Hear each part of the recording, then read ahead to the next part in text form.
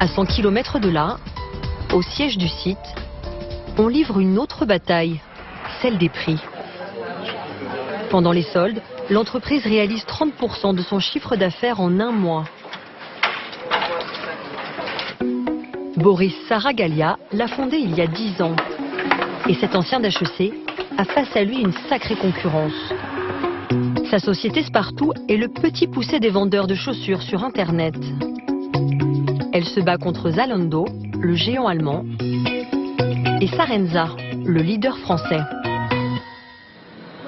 La 1460, elle n'est pas touchée. Pour résister pendant les soldes, Boris doit s'aligner. Avec Camille, la responsable des achats, il scrute les prix de ses concurrents. On est à moins 40, ils sont à moins 60.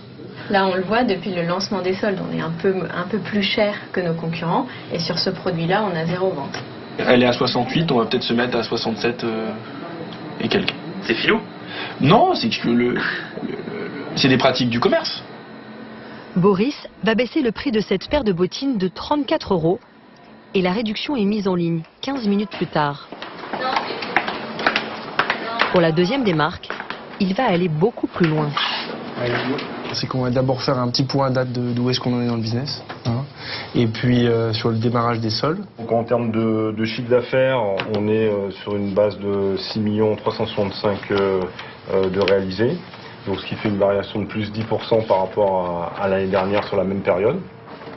Si la première semaine de solde a été bonne, avec 90 000 paires de chaussures vendues, certaines ont fait un flop. Donc, plutôt que il y a tous les produits typés un peu plus skate, dans l'univers du skate. Et là, malgré les soldes, malgré les discounts qu'on a fait, ça reste compliqué pour ces typologies de produits. Ces baskets, le site les a achetées 40 € en espérant les vendre 2 fois plus cher. Mais la mode est passée, ils vont les vendre à perte, un moindre mal. Quand on décide de les garder en stock, c'est de l'argent. C'est à chaque fois un billet de 40 € qui reste dans votre stock. Et quand vous les gardez dans votre stock, vous ne pouvez pas les réinvestir sur des nouvelles collections. Donc nous, notre enjeu, c'est plutôt de dire, je vais prendre 30 €, je vais perdre 10 € sur mon produit, mais cet argent-là, je vais pouvoir le réinjecter sur des meilleurs produits et refaire tourner l'argent de l'entreprise. Au total, ces ventes à perte pendant les soldes représentent un manque à gagner de 300 000 € pour le site.